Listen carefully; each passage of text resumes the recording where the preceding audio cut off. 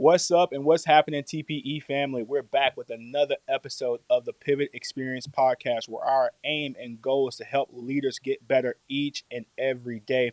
My name is Alex Seal, and I've had the pleasure of working for the world's most caring company for the last 20 years. And it's my goal to take those experiences and bring them to you guys in a way that'll help you pivot into your next.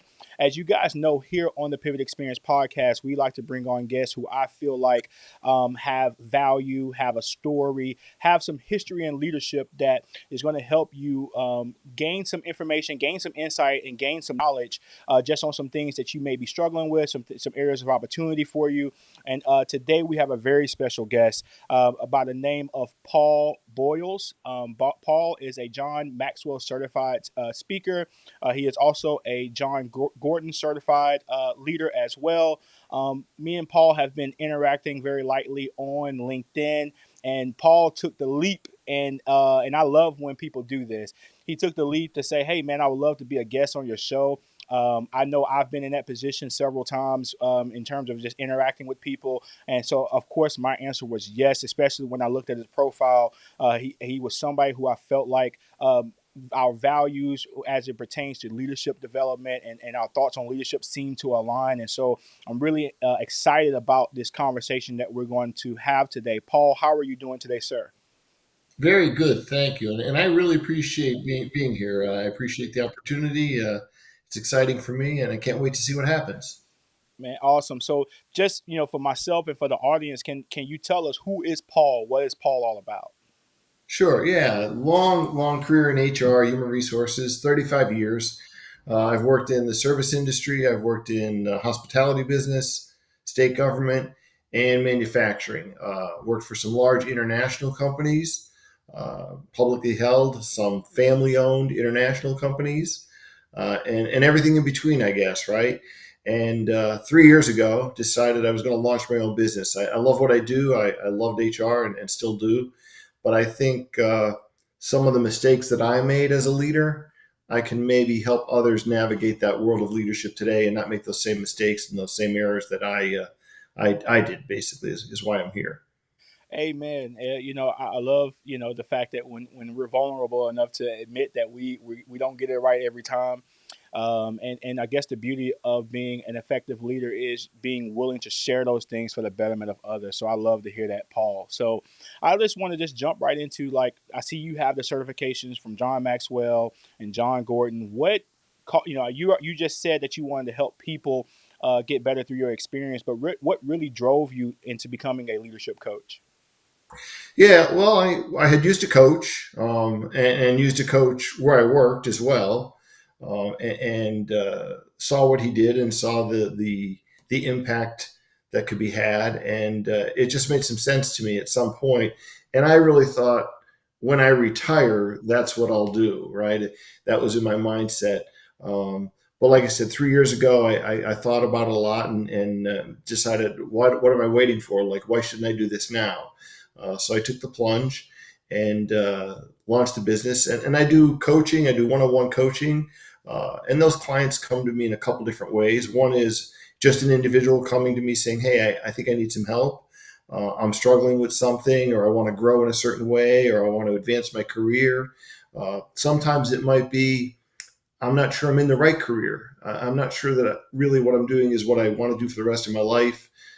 I need to chat and talk and be coached through it a little bit. Sometimes those clients come to me from a company. A company will come to me and say, I have this person. I want to advance them in their career. I want to move them up the ladder, so to speak. Can you work with them and give them some skills they need help with? Delegation or conflict resolution or communication or engaging their team better or whatever it might be, and work with them like that. The other part of my business is providing customized employee training, whether it be a small group, medium-sized group, it doesn't matter. Generally in my backyard. I'm in Knoxville, Tennessee, East Tennessee. So we cover Knoxville and the surrounding counties basically. And it's clients of all kinds, whether it's banking, hotels, manufacturing. It's been a real blend or mix of clients up till now. And I think that's going to continue. I don't think that's going to change. So I love what I do. I enjoy it, but I think I can pass it on to somebody else and help them make their journey a little bit easier, a little bit better. Awesome, awesome. I love that. Knoxville, Tennessee. All right, that's cool. I would one day hope to visit Tennessee in some capacity. I hear that it's festive in some of the areas in Tennessee. So from Texas, I think we have a subtle rivalry between the universities. Who's the real UT? But you know where I stand. You know where I Hey, stand. you better be careful, the real UT, you know? Hey, don't shoot the messenger. Anyway, so what are some of the core principles that you think that are important for leaders, regardless of the industry they're in? Yeah, I think John Maxwell says it best. He says, everything rises and falls on leadership. And I believe that through and through to the core of my soul, it's just so important. Leaders have no idea the impact they have on their people. And I've learned over the years, and I say this, I have learned as much from a bad boss or bad leader as I did from a good one, right? Things that I said I'd never do, I won't repeat that mistake. I don't want to be like that, et cetera. So leadership and every day, right? We're out there doing the same thing, but new challenges, new hurdles, new roadblocks, new situations, things change and evolve constantly in business.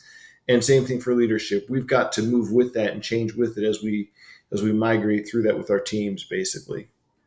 Excellent. Yeah, there's a lot of things going on, particularly in the realm of leadership. However, I think some of the things that John Maxwell talks about are tried and true, no matter what season or generation you're in. And I just love John Maxwell's definition of leadership. Leadership is influence, nothing more, nothing less, and that's something I use at least once a week, probably multiple times throughout the week, because I think the people that we have the pleasure of serving, whether that's directly from an employment standpoint or just through our businesses, they need to understand that they have a level of influence.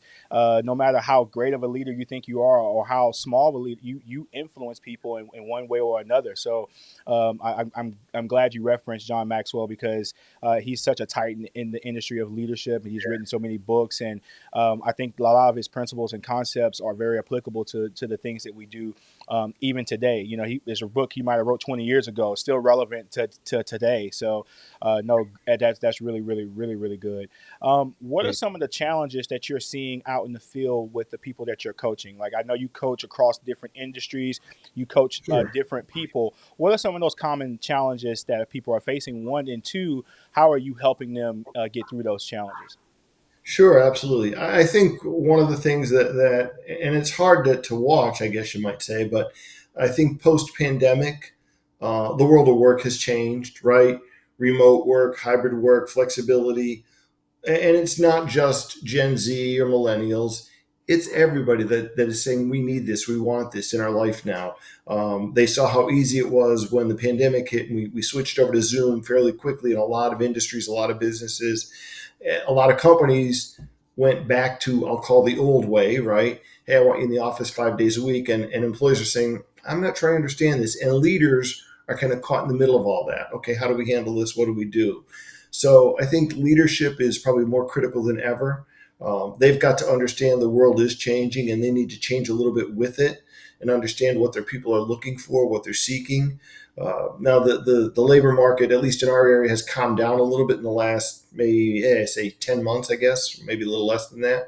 Um, but easily, folks will move to a new job, right? They'll switch places of employment if they're not getting everything they need and want from their current employer. And that's not going to change, I don't think, unless the economy really tanks, so to speak. But I think we've got to be cognizant of that and help them along and understand the expectations are different than what they used to be. SHRM, National HR Society, did a study in 2022, I think it is, and they surveyed employees across the country, different industries, and they come up with four expectations, requirements, whatever you want to call them, right? That employees had. And one of them was employees wanted to be wowed by their employer, just like we wow a customer or a guest, whatever. They wanted to be wowed as an employee. They wanted flexibility. They said, hey, we need flexibility. They looked at it and said, we need a holistic approach to life and work, et cetera. And mental health came into the picture significantly in the last couple of years for employers and employees. So there's a couple things here that are in play that I don't think are going to change or go away, right? I think they're there for good and for good reason, right? I think it's important to understand there's a healthy perspective there that we never had before, I think, right? No, absolutely. I think that, gone are the days where employers expect their employees, only the employees, to be agile. I think that agility has always been present in the workplace, but it has been like a one-way street almost. Like, hey, Yeah. top down, we expect this level of agility, this level of buy-in and loyalty. Whereas your employees, and I'm seeing that more now than ever as well, that the employee expects the employer to offer some level of agility, some level of flexibility. And you're not lying about that workplace environment where they want to be wild. Um, a lot of employees are just expecting just a higher level of service as it relates to them. Yeah. I've been in the workforce for over 20 years, and I remember back in the day, it was like the paycheck was the wow. The getting the check was, that was the thing that really differentiated yourself from or companies from other companies is their ability to pay. And now, like, I've seen employees take lower pay from other places if the experience or the culture is different. And so, no, you're hitting the nail on the head for sure, sir. Like, it's just that flexibility, that agility, I like to call it, is I think something that employees want to see on both ends of the spectrum. And I think it's something that we all as employers or leaders and coaches need to kind of hear. And I think this kind of funnels me into my next question. How critical is emotional intelligence in leadership? And I think that us talking about employers being agile, I think some of that has to be rooted in emotional intelligence. So, from your perspective, how important is that, and how relevant is it to today's workplace? Incredibly important. And that's a great question. It really is, because it is so important. If folks, leaders, are not self-aware and understand, what they're doing and why they're doing it, and the implications of it, what the outcome is, etc., they've got to see that and understand that more and more than ever before. And I think that is going to continue to trend and evolve and change, but I don't think it'll become less. I think it'll become even more significant, right? As we become more educated, more aware, whether it's an employee, whether it's a leader or company, there's going to be more stress or importance placed upon emotional intelligence. No doubt in my mind. No doubt. And I guess just to add to that, we talked about, you mentioned in that survey, like about mental health awareness, and I think once more people become more in tune with who they are, more and more people are doing therapy, and I guess kind of uncovering just who they are, what makes them tick, what triggers them, and I think that we have to be more emotionally intelligent more now than ever, because we're having a workforce of people who are more acquainted with their emotions. They're more acquainted with how they feel. And so, again, I hate keep going back to this, just the olden workplace where you kind of left the feelings at the door. I vividly remember Yeah. first getting into the workforce, and it was, hey, I understand things might be going on at home, but you leave that at the door. Those were things that we used to say.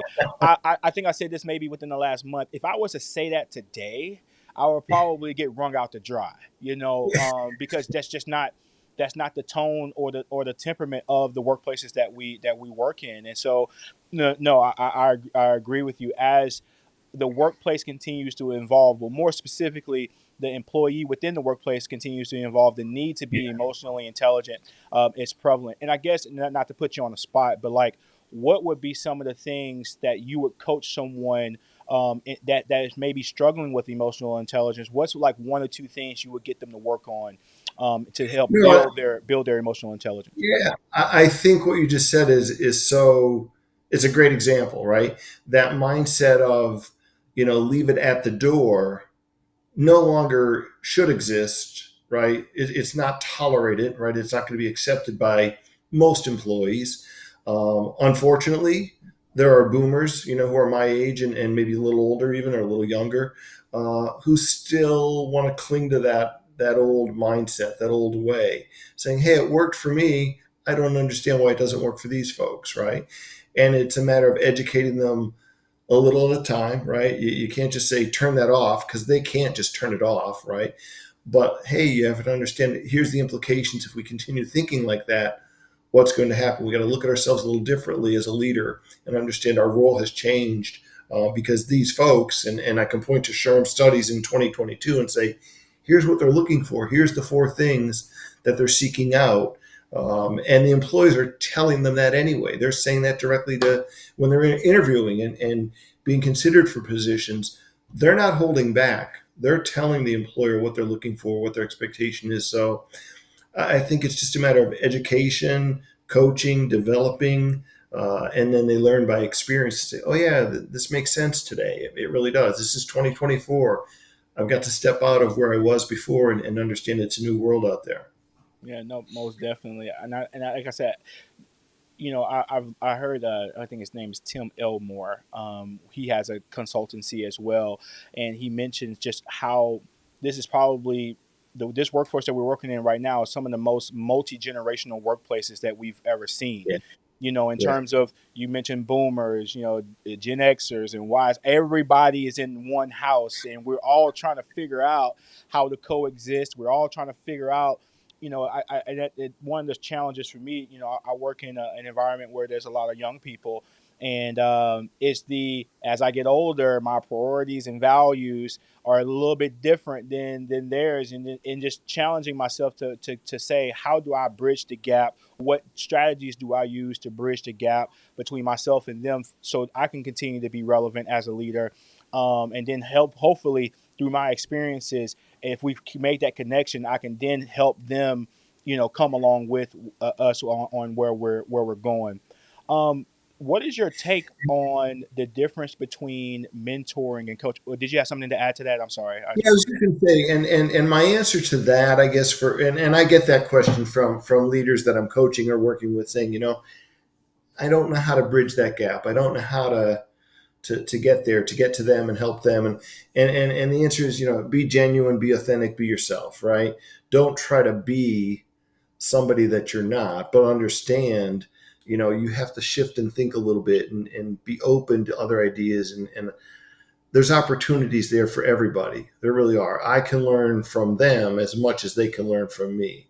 And I got to be receptive to that and willing to take a look at myself and say, okay, how can I help along this path, this journey for this person, where maybe I didn't have that opportunity, and help them a little bit. So I think it's important, a little self reflection, but be authentic, be genuine. Don't try to fake it because that'll never go anywhere. No, I think you are spot on when you say you have to realize that they bring value, that what the other generations bring value, and you got to respect that value. A lot of times you might not agree with everything that a person of a different generation does, or how they think. However, I think that if we lead with respect, and more so if we lead with honor, dignity, and respect, Yeah. and then being willing to listen. I think a lot of times leaders may go astray when they put the wall up before they even give the individual a chance to express to them on how they feel or how they think, or the things that are important to them. And I think once if we open ourselves up to having that candid conversation, that authentic conversation, we'll probably realize that we have more in common than we have different, or at least we're trying to get to similar destinations. And so, no, I love that you threw that in there for sure. But my And, next, and I mean, I cut you off. I'm sorry. So the fourth thing in the SHRM study was we want to be listened to. We want to be heard as employees. So you just said it, right? That's exactly what they want and what they're seeking. They're the four things. excellent, excellent. So, what is your viewpoint on the difference between mentorship and coaching? I know we both are in the coaching business, but I also probably would gather to guess you found yourself in the form of a mentor as well. So, can you kind of like isolate the differences between those two? Yeah, I think mentoring, I can actually point out some answers to someone, right? I can say this really worked for me, and I think folks should always have multiple mentors, not just one, right? They should have a technical mentor who knows the technical side of the business they're in, but I also think they should have a people mentor who can mentor them on the soft skill, and I hate the word term soft skills, but the soft skills of being a leader, right? Coaching is really, in my mind, it's quite different in a lot of ways, because coaching, what I'm really trying to do is mine the answer out of that person. I don't tell them what to do. I don't give them advice per se. I ask them a lot of what ifs, or what's next, or how's that going to look. What's that going to mean to you? Those help me define, or how would you define whatever it might be. So I think there's a big difference there. Mentoring is kind of one track in a certain way.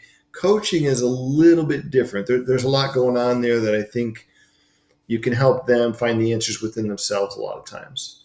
No, that was very well put. I know a lot of people might hear those two words and think they're synonyms almost, but I think the way you put that, I love the phrase mining out. Drawing out. I love that. I can just when you said that, I immediately had a picture of a person with like one of those axes, and they're just chipping away, trying to get to that goal, to get to that diamond, man. But what you're saying is exactly true. And honestly, I have that question on the docket, kind of as a shameless plug for people like us, kind of just understanding the difference between the two. I think a lot of people, we naturally attract mentorship from people that we admire or we look up to. But I think when you make the decision to get a coach, you're committing to getting into a relationship with someone who's going to hold you accountable and who's going to try to help you get to the best version of yourself. Not trying to tell you who to be, but for you to realize that you have the power, you have the ability, you have the know-how to get to this thing. And if you're out there listening, if you've gotten to this point, myself or Paul will be more than happy to assist you in those areas. And toward the end of this, we'll be able to direct them how to get in touch with you, Paul, for sure. Sure. Absolutely. I appreciate that. Thank you. Oh yeah, for sure. Um, so in your coaching experience, I know every coaching call isn't like on the up and up and all flowers and roses. I'm sure you've had some people who've had some hard days and some failures. Yeah.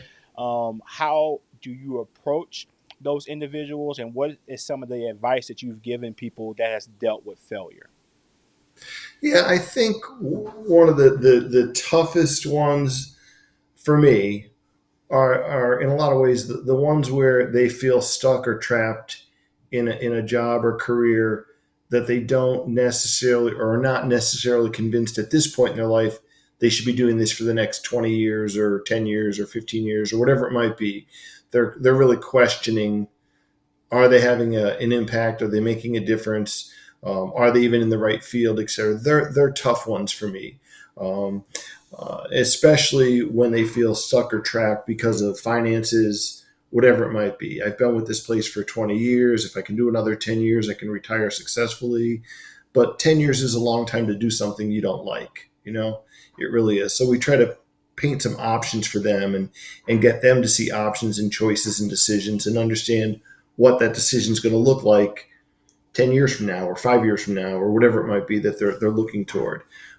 They're probably the tough ones for me in a lot of ways, where they're dealing with a situation of doubt about, am I in the right job in the first place? I'm not sure this has been the career that I should have picked 20 years ago or whatever it might be.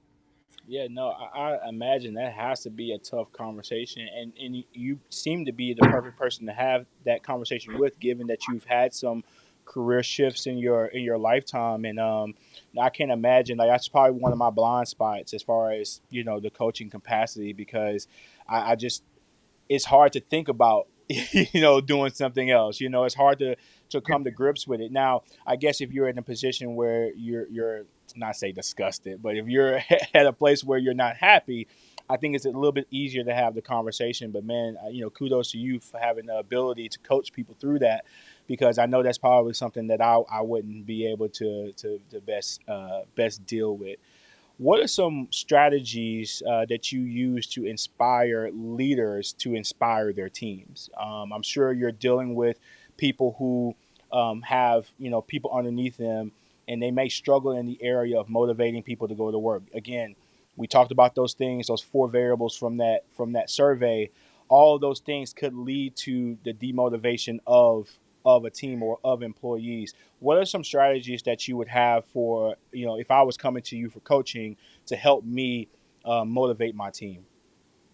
Sure. I think leaders, one of the things, if maybe not the primary thing, but one of the things they have to do is ideally develop other leaders, right? And usually they're people on the team. And so if I invest in them, I train them, I educate them, I send them to conferences, seminars.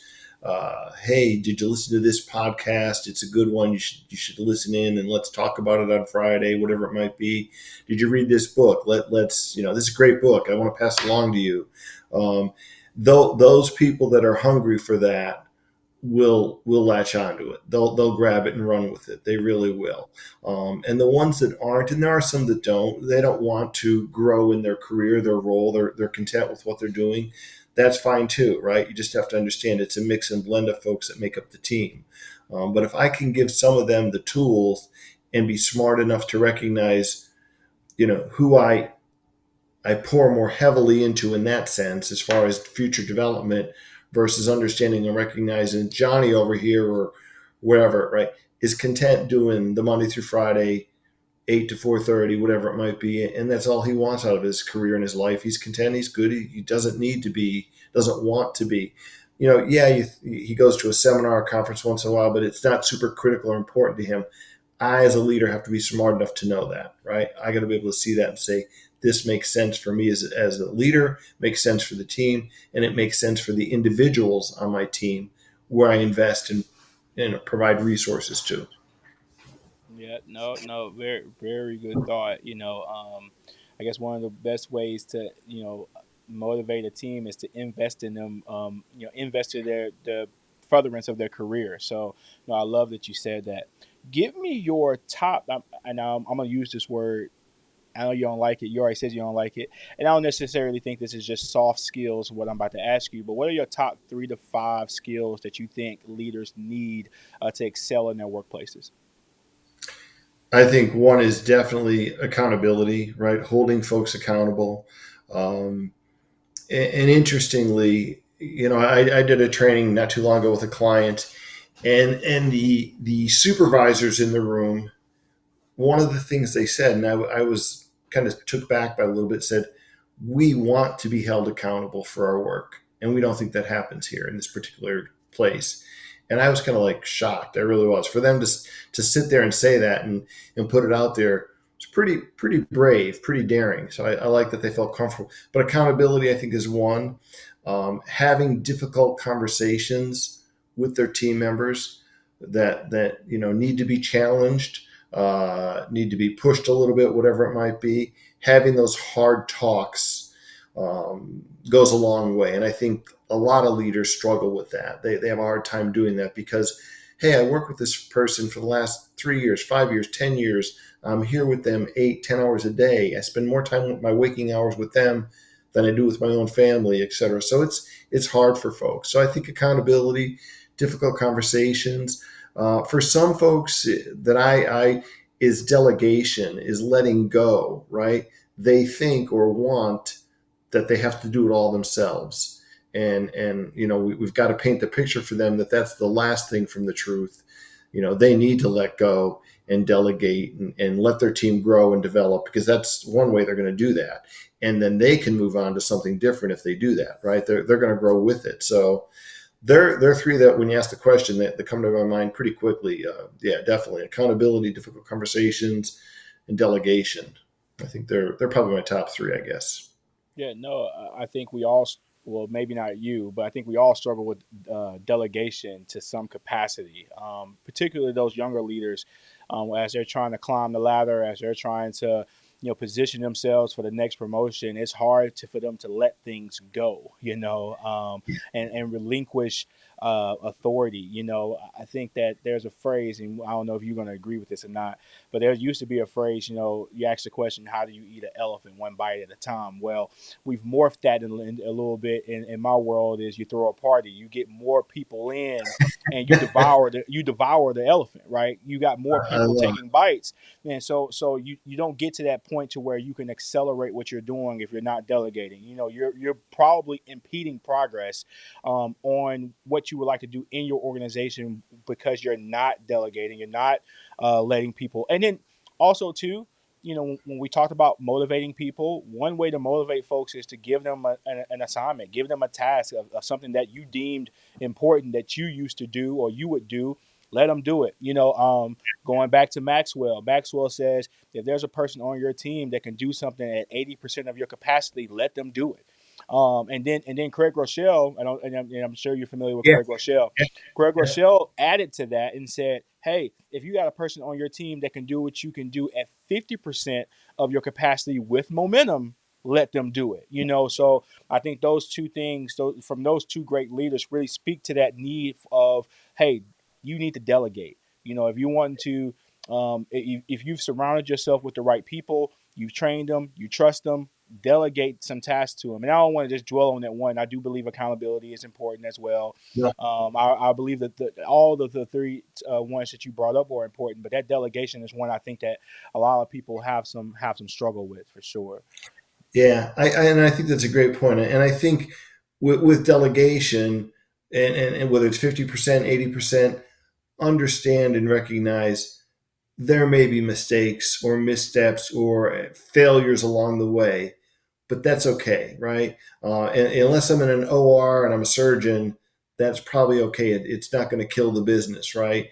So understand that I can delegate to a certain level and recognize that one way they're going to grow and develop is by making a mistake or a misstep, whatever it might be. And I got to be careful with that, right? I can't just, hey, free reign and let them do anything. But there's levels of delegation that I can give. And I need to know as a leader what that is with each individual and the product that I'm delegating or the task I'm delegating to help them along. So I love the delegation thing. I think it's real important. Yeah, most definitely, man. No, you're clicking on all cylinders. So this is my last question.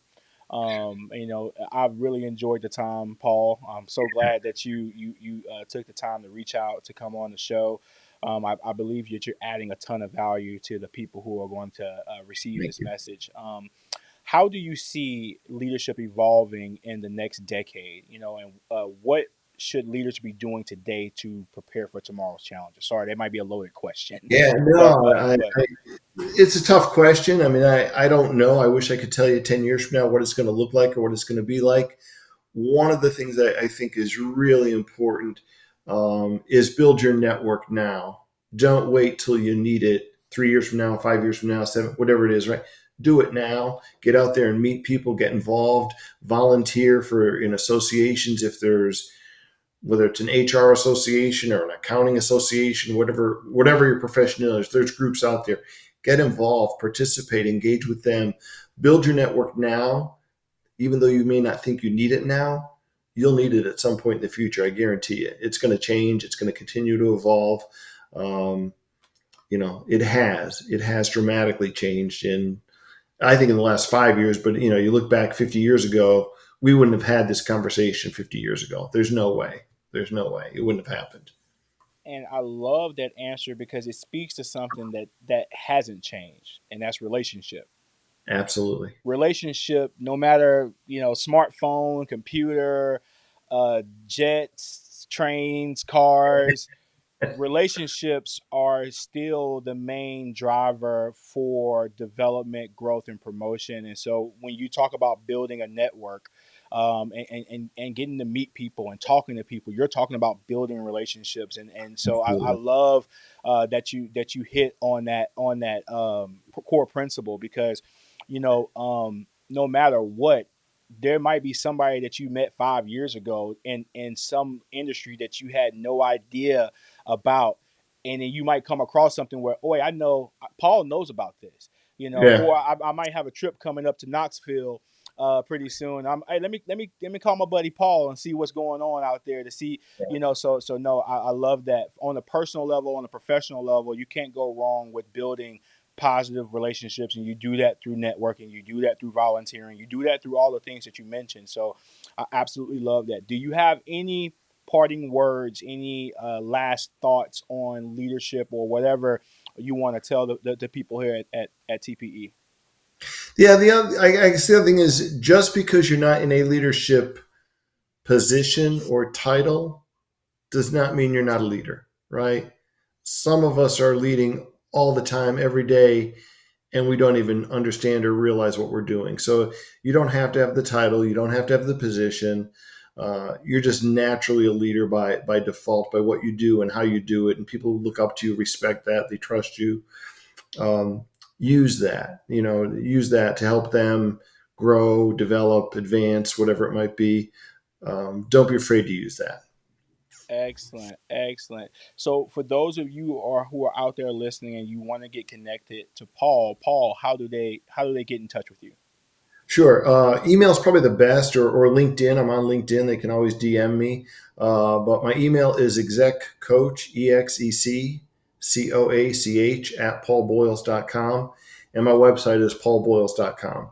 So any one of those three is fine. And I'd love to chat with people and talk to them, or just do a virtual chat and see what they got to say and hear them a little bit.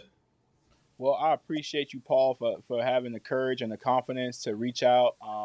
You've done exceedingly well today, if that means anything. You've done you've done an awesome job. Thank you. In this interview. Even though I believe we have the real burnt orange over here in Texas. Oh, Um, I could no. never agree to that. I could never agree to that. I get well, in trouble in my hometown. Well, if, correct me if I'm wrong. I think that Peyton Manning may have played for University of Tennessee, and Yes.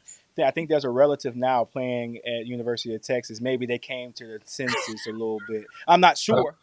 I'm not sure. But anyway, no. Enough about that. Thank you so much, Paul. Thank you. You guys visit his website. Get in touch with him at a very bare minimum. Contact. Get connected with him on LinkedIn. I appreciate There's a lot of good things happening on LinkedIn. Paul is putting out great content. He is somebody you definitely want to network with. Hey, to future proof your leadership at a minimum, you should be networking. And Paul, someone who it. I think you should network Absolutely. with. And so you get connected with him and see what he has going on. Again, thank you, Paul, and thank you guys out there for listening. You guys know that I really appreciate all the support, all of the positive words you guys give to this show. It really helps us keep this thing going. Really keeps us motivated to continue to put out good content. And until next time, TPE family, peace. Thank you very much. Good to talk with you. Tap into the Pivot Experience where we help young, hungry entrepreneurs move on to the next step.